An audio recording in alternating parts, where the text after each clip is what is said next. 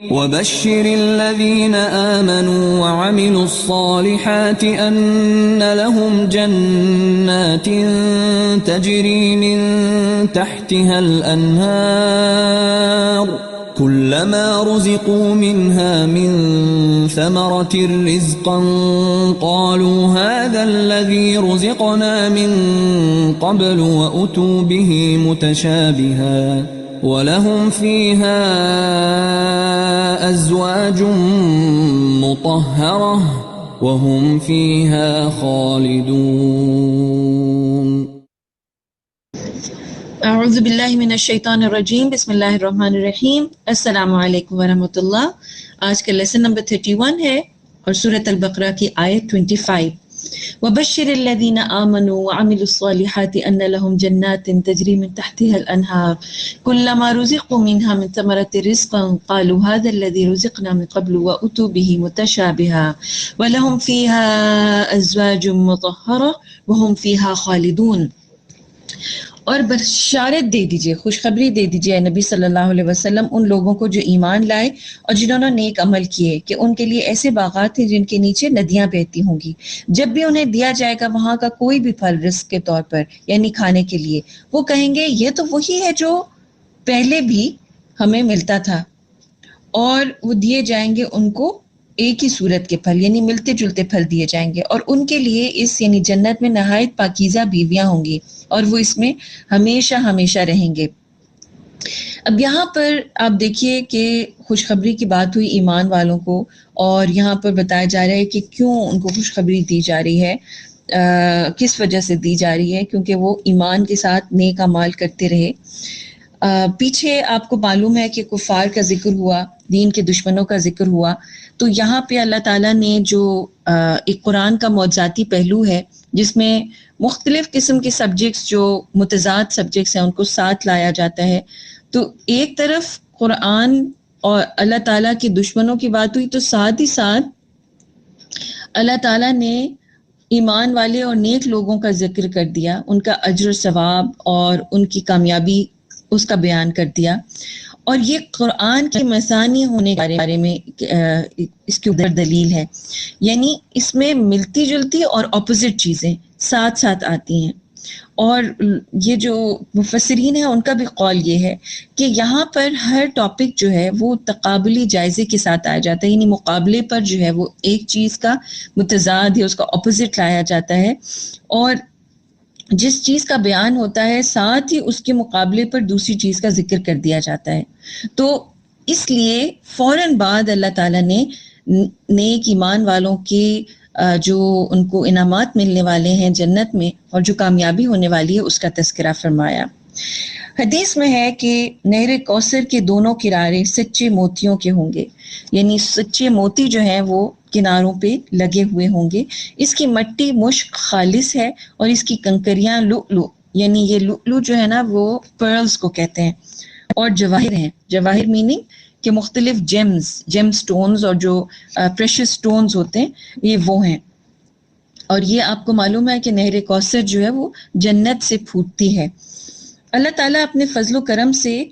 ہمیں بھی یہ نعمتیں عطا فرمائے جو اللہ تعالیٰ نے مینشن کی ہوئی ہیں جنت کے لوگوں کے لیے۔ اور کیونکہ حدیث میں ہے کہ جنت کی نہریں مشکی پہاڑوں کے نیچے سے جاری ہوں گی،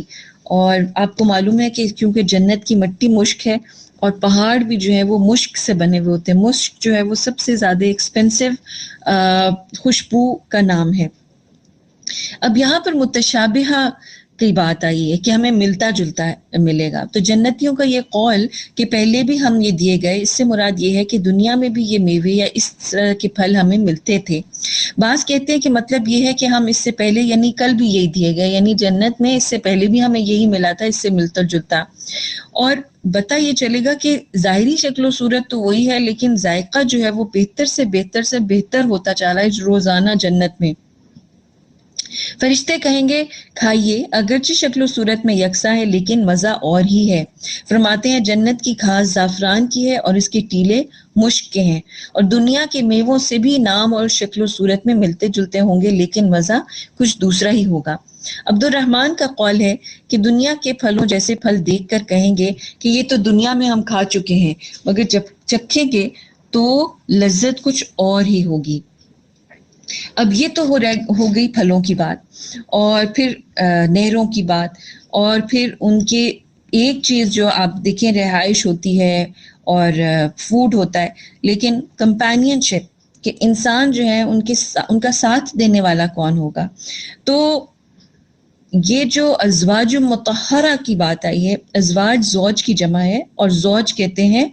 اسپاؤس کو، بیوی کے لیے شوہر اور شوہر کے لیے بیوی۔ تو بیویوں کو نیک اور پاکیزہ شوہر ملیں گے، اور مردوں کو یا شوہروں کو نیک اور پاکیزہ بیویاں ملیں گی۔ اور ازواج مطہرۃ، پاکیزہ زوج سے کیا مراد، یعنی کہ جسمانی طور پر بھی پاکیزہ ہوں گے، خیالات بھی پاکیزہ ہوں گے، اعمال بھی پاکیزہ ہوں گے، اور ہر طرح سے جو ہے وہ ان کا جو اخلاق ہے وہ پاکیزہ ہوں گے۔ کوئی ردی فضول قسم کی باتیں، اوٹ پٹانگ چیزیں، لڑائی جھگڑے، اور فزیکلی کوئی ایسی نہیں ہوگا کہ کسی میں سے کوئی اسمیل آ رہی ہو، یا کوئی ان کے ساتھ غلاظت